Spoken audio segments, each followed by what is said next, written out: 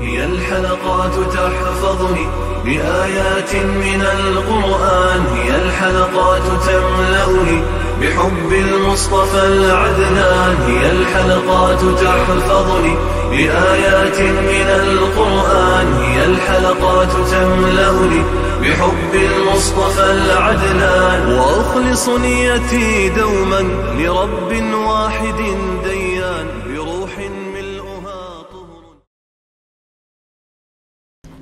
Sure Nur tefsiri 11. ayetinden başlayıp okuyayımız inşallah. Bismillah, elhamdülillah, ve salatu ve selam ala Resulillah. Esselamu aleyküm ve rahmetullahi ve berekatuhu. Tüvendi diktanlağa İbn Kathir rahimahullah'ın Kur'an-ı Kerim tefsiri Uygurca tercümesi Nur suresi 11. ayetinden başlayıp okuyayımız inşallah. Ba'de euzu billahi mineşşeytanirracim. Şübhisiz ki sizlerden bir guruh adam Ayşe'ye böhtan çapladı. Bu sizler için yaman emasdır. Sabır kılganlıkınla bilen savabqa erişidiganlıkınla için ve Ayşe radiyallahu anha Safvanlarning pakligi aşkar boludiganligi için belki yaxşıdır. Böhtan çaplıqçılardan kimnin qanchalik gunohi bo'lsa, onunğa shunchalik jazo berildi. Böhtanning cho'ng qismini tarqatgan adam, ya'ni Abdullah ibn Ubay qattiq azobga duchor bo'ldi. Ayşe radiyallahu anhaga çaplangan böhtan. Tövendi keladigan 10 oyat munofiqlarning ba'zisi Müminlerin anısı boğan Ayşe radiyallahu anhaga böhtan çaplagan vaqtida Ayşe radiyallahu anha to'g'risi da tushgandir.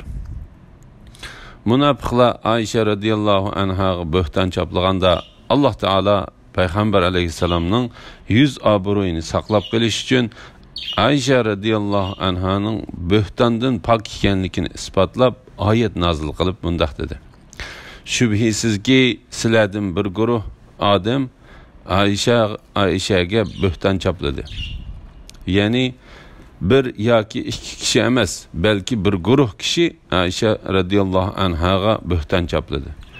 Bu böhtanning beshida munofiqlarning beshi bo'lgan Abdullah ibn Ubay ibn Salul bor edi. Chunki u böhtonga doir so'zlarni izlab so'rab to'playdi. Hatta bu iş bazı Müslümanların kallasıg'im kirib kelib, bu iş to'g'risida paranglashadigan bo'ldi. Yani bir qism Müslümanlar bu böhtanga ishendi.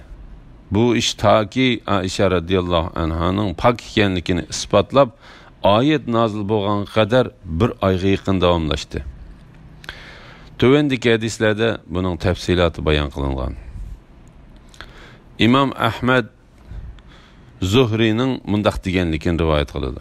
Said ibn Musayyab, Urva ibn Zubayr, Ilqama ibn Waqqas ve Ubaydullah ibn Abdullah qatorliqlar böhtan çaplığıcılar Ayşe radiyallahu anhaga böhtan çaplaganda aytgan so'zlari ve Allah Taala'nın Ayşe radiyallahu anhani Ayşe radiyallahu anhani böhtandan paklaganlığı hakkında Peygamber aleyhisselamның ayali Ayşe radiyallahu anhadan anlagan hadislerini bana rivayet kılıp berdi. Men ularning her birinin Ayşe radiyallahu anha to'g'risidagi hadisini yaxshi tushunib oldim. Ularning ba'zisining hadisining to'g'riligini isbotlaydi. Ular Ayşe radiyallahu anhaning mundaq deganligini rivoyat qiladi. Peygamber aleyhisselam safarga chiqmoqchi bo'lsa, ayollarining orasida chek tashlaydi. Chek qaysisiga chiqsa, Peygamber aleyhisselam uni o'zi bilan safarga birga elib chiqatdi. Peygamber aleyhisselam bir jangga chiqmoqchi bo'lib, bizning oramizda chek tashladi. Chek menga chiqdi. Men safarga Peygamber aleyhisselam bilan birga chiqdim. Bu çağda ayollarni pardlanishga buyurgan oyat tushib bo'lgan chaq edi. Şunu men kajuvanın içide turguzupla tögünün üstüge mindirlettim ve onun üstüden düşürlettim. Peygamber aleyhisselam qılmaqçı bolgan uruşunu tügetti. Biz Medine tarafga qarab yo'lga chiqib, Madinaga kelishga oz qolganda bir yerga tushgan edik. Tushkun qildik.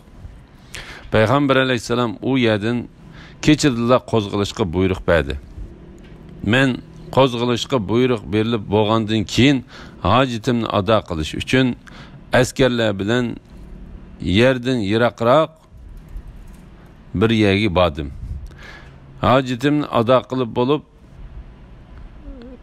kajuvamga kelib qarasam, maydamdagi sandal yog'jidan yasalgan bulabkam tushib qolibdi. Shuning bilan men qaytib berib, uni izlayman deb kechikib qoldim. Shu orliqda kishilar kelib, mening kajuvamni meni ichida bor deb gumon qilib, men degan to'gining ustiga qo'yib, qo'zg'alib ketib bo'libdi. U chaqda yeydigan narsa canni aran saqlab qolgudekli bo'lganligi uchun ayollar semiz emasdi. Men texi yeş kichik qiz bo'lganligim uchun mening kajuvamni to'gining ustiga ko'tarib olgan kishilar kajuvamni to'gining ustiga olganda uning yengilligidan mening yo'qligimni his qilmayla to'gini haydab ketibdi. Men bulabkamni askarlar qo'zg'alib bo'lgandan keyin topdim. Uni tepib kelsam, u yerda birmi kishi yo'q. Men kishilar mening yo'qligimni bir ozdan keyin sezib, meni og'il keladi deb o'ylab, o'rnimda o'ltirdim. Meni shu holatda uyqu bosdi. Shuning bilan uxladim. Askarlarning unutilib qolgan yoki tushib qolgan narsalarni yig'ib elib kelish uchun o'rinlashtirilgan Safvan ibn Muattal Salimi andın Zakvani askarlarning keynidan kelyotdi. Safvan ibn Muattal kechining oxirida yo'lga chiqib, men turgan yerga kelganda tong atgan ekan. U uxlayotgan bir insonning qarisini ko'rib, qishimga kelibdi-da, meni ko'ribla tonibdi. U men yüzümni o'rashdan burun ko'rgan edi. U meni tonib, meni silkishi bilan uyqumdan uyg'ondimda, yüzümni kiyimim bilan yo'gidim. Allah Taalaning nomi bilan qasam qilamanki, u menga bir eg'izmi gap qilmadi va men uningdan meni silkishidan boshqa bir nimani anglamadim. U to'gisini cho'ktirib, aldı putuğa dessep turdu. Men tögüge mindim. U tögünü yetilep mangdı. Biz askerlerinin keyindin chınqi tush vaqtida ular bek issiqlab ketganligidan tushkin qilgan yerga yetib keldik. Mening ishim to'g'risida halak bulup ketkenlerim boldu. Böhtanның çoğun kısmını tarqatkan kişi Abdullah ibn Ubay idi. Ubay ibn Salul idi. Biz Medine'ye mi keldik? Men Medine'ye kelip bir ayda kesel bulup kaldım. Kişiler böhtançılarının sözü bilenle bulup getipti. Men bu işten kichikkinimi sezmeptim men. Peygamber aleyhisselamның kesilimge bo'lgan muomalasi meni gumonga salatdi. Men bu qitim Peygamber aleyhisselamdan burun kesal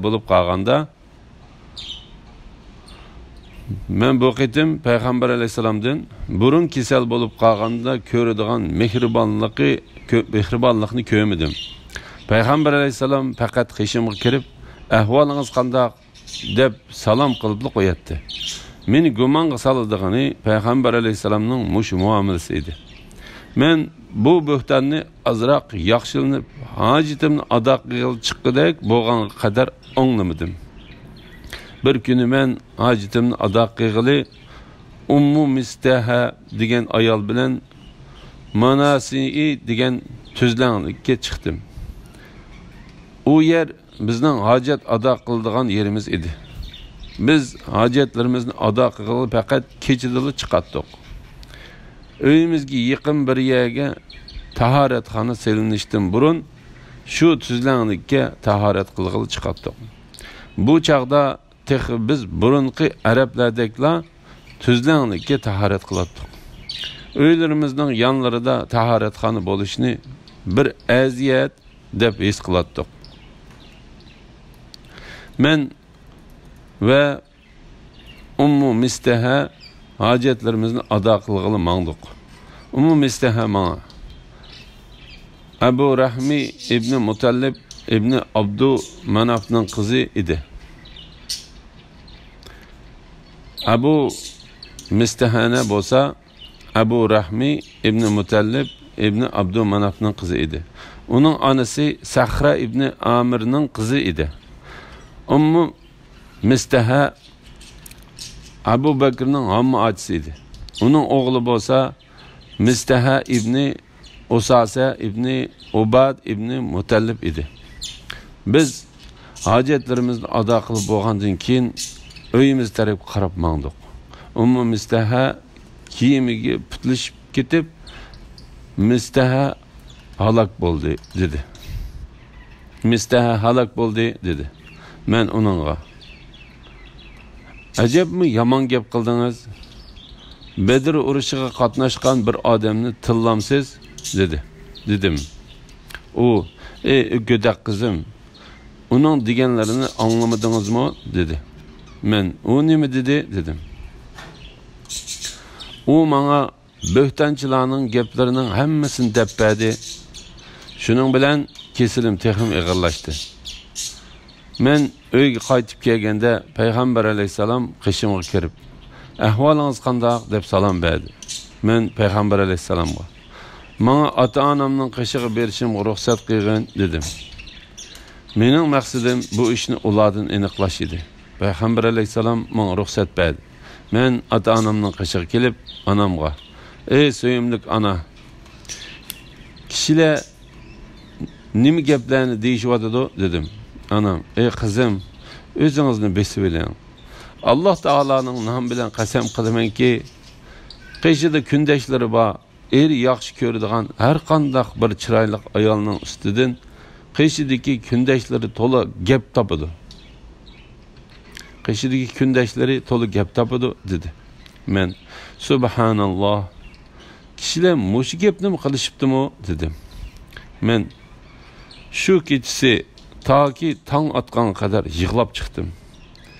Yeşimmi to'xtamadi, uyqummi kelmadi. Yig'lash davom qilatdi. Payg'ambar alayhisalomga bu ish to'g'risida vahimu kechikdi. Shuning bilan Payg'ambar alayhisalom mendan ayrilib ketmaslik to'g'risida maslahatlashish uchun Ali ibn Abu Talib bilan Usama ibn Zaydlarni chaqirdi.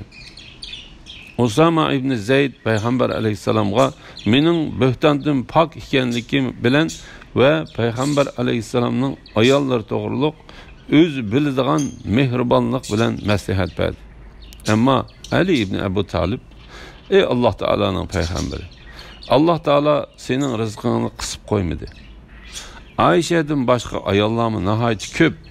Agar sen bu ishni cho'ridan so'rasang, ishning haqiqatini deb berdi" deb maslahat berdi. Payg'ambar alayhisalom Barira ismli cho'rini chaqirtib, "Ey Barira, siz Ayshadan sizni gumonga sog'dik bir ishni ko'rdingizmi?" dedi. Barira Payg'ambar alayhisalomga, "Seni haq bilan avatgan zot Alloh taolaning nomi bilan qasam qilamanki, agar men uningda biror ishni ko'rib qolsam, uni ko'masga silib yurarmidim? U xemir yug'urib o'ltirib, uxlab kelib, hayvonlar kelib xemirini yeb ketsimi, tuymaydigan kichik bir qizdir" dedi. La ilaha illalloh Muhammad rasul. Payg'ambar alayhisalom shu kuni Abdulloh ibn Ubay ibn Saluldan intiqom olishni talab qildi. Payg'ambar alayhisalom minbarga chiqib, "Ey musulmonlar guruhi, aziyeti ayolimgacha yetgan kishidan men uchun kim intiqom oladi? Alloh taolaning nomi bilan qasam qilamanki, men ayolimdan yaxshilikdan boshqani ko'rmadim. Bo'htonchilar bo'htonni men uni yaxshi deb qaraydigan va ayollarimning qishiga kirmoqchi bo'lsa, faqat men bilanla kiradigan bir kishiga chapdi dedi. Said ibn Muaz radhiyallohu anhu o'rnidan turib, ey Allohning payg'ambari, u kishidan sen uchun men intiqom olaman. Agar u kishi Avs qabilasidan bo'lsa, uning gadiniga qilich bilan uramiz. Agar u kishi Hazrat qabilasidan Hazrat qabilasidagi qarindoshlarimizdan bo'lsa, sen uni qanday qilish to'g'risida bizga buyruq bersan. Biz sen buyurgandek qilamiz dedi. Ondan Hazratning beshi bo'lgan Said ibn Ubada qopib, u aslida yaxshi taqvodor kishi edi, lekin uning qabilavozligi tutib Said ibn Muazga Alloh taolaning nomi bilan qasam qilamanki, agar u kishi Hazrat qabilasidan bo'lsa, uni sen o'ltirolmaysan va o'ltirishga-mu petna olmaysan dedi. Said ibn Muazning tog'asining o'g'li bo'lgan Usayd ibn Huzayr qopib Said ibn Ubadaga, yolg'on so'zlaysan. Alloh taolaning nomi bilan qasam qilamanki, albatta biz uni o'ltiramiz. Sen munofiq. Şunu munofiq to'g'risida jidallashsan dedi. Shuning bilan Avs va Hazraj ikki qabila bir-biriga qarshi qo'zg'alib ketdi. Hatto ular o'zaro urush qilmoqchi bo'lishdi. Payg'ambar alayhisalom munbarning ustida turib, ularni pasib qilishga buyurib turdi. Oxir ular pasaydi. Payg'ambar alayhisalom gapdan to'xtadi. Men shu kuni bir kun yig'ladim.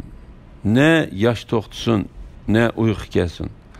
Anam bilan dadam yig'ining mening jigirimni yeb ketishidan ansiraydi. Men yig'layotgan bir paytda ansoriylik bir ayol qishimga kirish uchun ruxsat so'radi. Men uningga ruxsat berdim. U qishimda o'ltirib men bilan tang yig'ildi. Biz shu holatda edik. Payg'ambar alayhisalom bizning qishimizga kirib, bizga salom qilib o'ltirdi.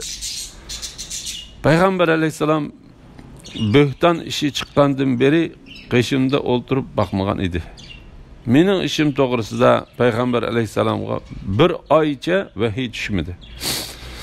Payg'ambar alayhisalom o'ltirib bo'lib, Alloh taolaga hamd etdi. Ondan maqsadga kelsak, ey Oysha, Mana siz to'g'riliq mau so'zlayapti. Agar siz pok bo'lsangiz, Alloh taolo sizning pokligingizni isbotlaydi. Agar siz biror gunoh o'tkazib solgan bo'lsangiz, Alloh taolodan gunohlaringizning kechirilishini tilang va uning tavba qiling. Chunki banda gunohini tonib, uningga tavba qilsa, Alloh taolo uning tavbasini qabul qildi dedi. Payg'ambar alayhisalom sözünü tüketip oluşağa işim bütünlüğü toxtadı. Hatta ben bir timimmi yaşının kelmegenlikini his kıldım. Andın dadamga. Mening o'rnimda Payg'ambar alayhisalomga javob bering dedim.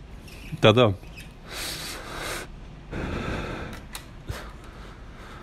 Alloh taolaning nomi bilan qasam qilamanki, men Payg'ambar alayhisalomga nima deyishimni bilmayapman dedi.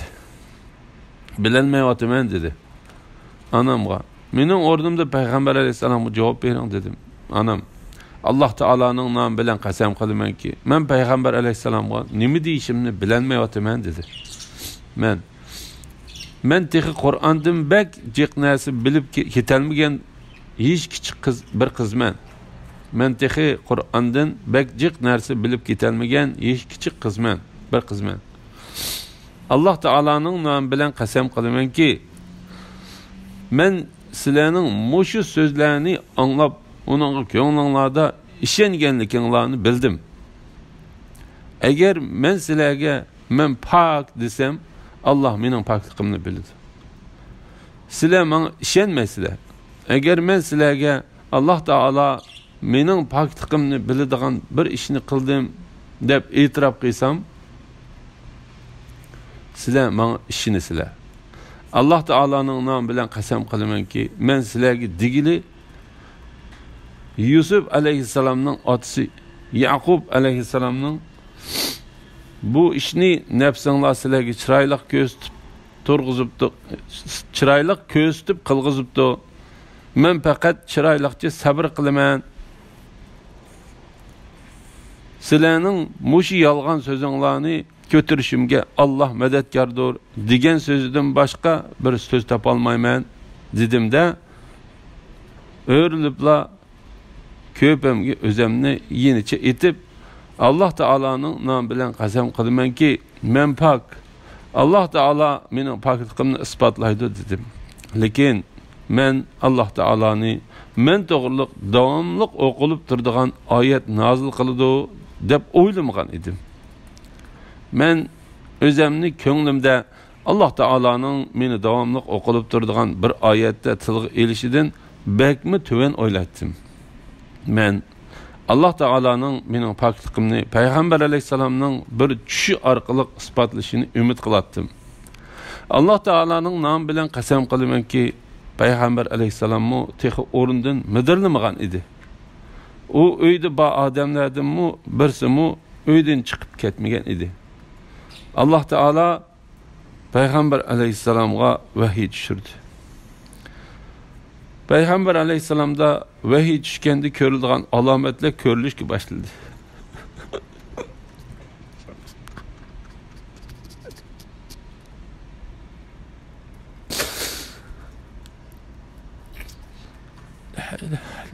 Muhammed Rasulullah. Hatta payg'ambar alayhisalomga tushgan vahiyning ig'irligidan qishning kunlarimi uningdan marjandek tarlar to'kilatdi. Payg'ambar alayhisalomga vahiy tushib bo'lgandan keyin uning kulib turib qilgan birinchi ig'iz so'zi Ya Allah. Ey Ayşe, hoş bisharat, bilgin ki Allah Teala sizning pokligingizni isbotladi dedi. Anam bana sen payg'ambar alayhisalomga turg'in dedi. Men Alloh taolaning nomi bilan qasam qilamanki, men uningga turmayman. Men avval mening pok ekanligimni isbotlagan Alloh taolaga hamd sana aytaman dedim. Alloh taolo men to'g'riliq. Shubhisizki sizlardan bir guruh odam Oyshaga bo'hton chopladi. Bu sizlar uchun yomon emasdir. Sabr qilganliginglar bilan savobga erishadiganliginglar uchun va Oysha radhiyallohu anha Safvonlarning pokligi oshkor bo'ladiganligi uchun balki yaxshidir.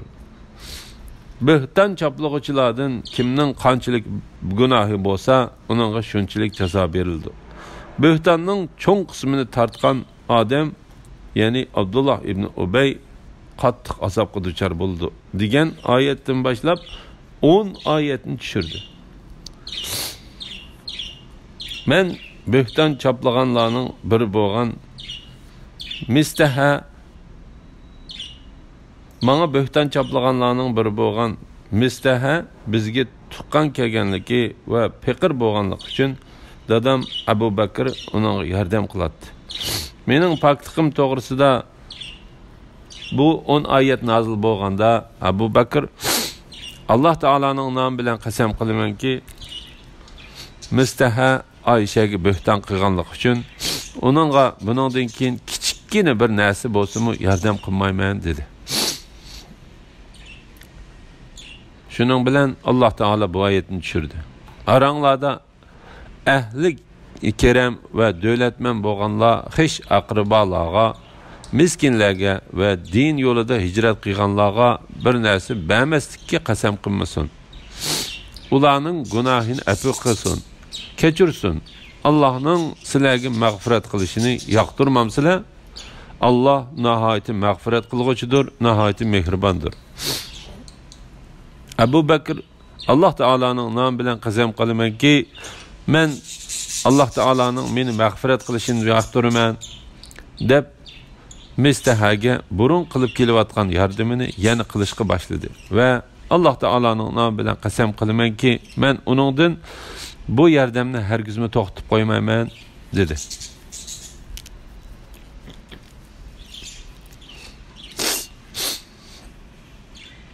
Payg'ambar alayhissalom ayollarining biri bo'lgan Zeynab binti Jahshdan mening ishim to'g'riliq so'rab uningga: "Ey Zeynab, siz Oyisha to'g'riliq biror ishni bilamsiz yoki biror ishni ko'rdingizmi?" deb so'rabdi. Zeynab: "Ey Alloh taolaning payg'ambari, men quloqimni va ko'zimni saqlayman. Ya'ni men anglamagan va ko'rmagan bir ishni angladim va ko'rdim deb bu a'zolarimga bo'hton chaplamayman. Alloh taolaning nomi bilan qasam qilamanki, men uning to'g'risida faqat yaxshilikni bilaman" debdi. Zeynab payg'ambar alayhisalomning ayollarining ichida men bilan üstünlük talashatdi. Lekin uning taqvoligi sababidan Alloh taolo uni mening to'g'ramda biror yomon gap qilishdan saqlab qoldi. Uning hamshirisi bo'lgan Hamna binti Jahsh uningga qarshi chiqib bo'htonchilarning sepiga kirib ketdi. Ibn Shihab mana bu bo'htonchilar to'g'risida bizga yetgan hadislardir dedi. Bu hadisni İmam Buxoriy ve Müslim Zuhri'den rivayet kıldı. Shuningdek İbn İshaq bu hadisni Zuhri'den rivayet kıldı. Subhanallah, la ilahe illallah. Şübhisizki sizlardan bir guruh adam Ayşe'ga bo'hton chapladı. Ey Abu Bakr'ning oilasidagilar, bu sizlar uchun yomon emasdir. Sabr qilganliginglar bilan savobga erishadiganliginglar uchun va Oyisha radhiyallohu anha Safvonlarning pakligi oshkor bo'ladiganligi uchun balki yaxshidir. Ya'ni bu sizlar uchun dunyo va oxiratda yaxshidir. Dunyoda rostchil ekanliginglar o'ttirg'i chiqadi. Ammo oxiratda bo'lsa, yuqori o'ringa erishsizlar. Alloh taolaning onunğa aldadımmı, arkasıdımmı, yani hiç qaysi tarafidan batıl yüzlenmeydi deb sifatlangan Qur'onda Ayşe radhiyallohu anhaning pakligi to'g'risida oyatlarni nozil qilishi bilan izzatga erishsizlar. Shunga Ayşe radhiyallohu anha sakratga tushib qolganda Ibn Abbas radhiyallohu anhuma uning qishig'iga kirib, "Xo'sh bishorat eling, çünkü siz Peygamber aleyhisselamның en yaxshi ko'radigan ayoli. Peygamber aleyhisselam sizden başka kız almagan ve sizning pokligingizni isbotlab osmondan vahiymi tushdi" dedi. La havle ve la kuvvete illa. Bo'hton chaplag'uchilardan kimning qanchalik gunohi bo'lsa, uning shunchalik jazo berildi. Ya'ni bu bo'htonning ichida ba bo'lgan kishilar, ya'ni mu'minlarning onasi Ayşe radhiyallohu anhaga bo'hton chaplagan har bir kishining azobdan cho'ng bir nasibasi bo'ldi. Bo'htonning cho'ng qismini tarqatgan odam, ya'ni Abdullah ibn Ubay qattiq azobga duchor bo'ldi. Bu oyatning ma'nosi haqida bo'htonni boshlagan degan bo'ldi. Degan ko'z qarashmi? Bo'htonlarni izlab, so'rab, yig'ib, uni tarqatgan degan bo'ldi. Degan ko'z qarashmi bor. U kishi Abdullah ibn Ubay ibn Saluldur. Alloh taolo uni rasvo qilsin va o'z rahmatidan yiroq qilsin. Elhamdülillah, Allah şükürler olsun. Yukarıda Nur suresi tefsirinden 11. ayetini aldınlar. Ahirini keyin qitimli o'qishimiz davomlashtiramiz inşallah. Ve sallallahu ala Muhammed ve ala alihi ve sahbihi ve sellem. Esselamu aleyküm ve rahmetullahi ve berekatuhu.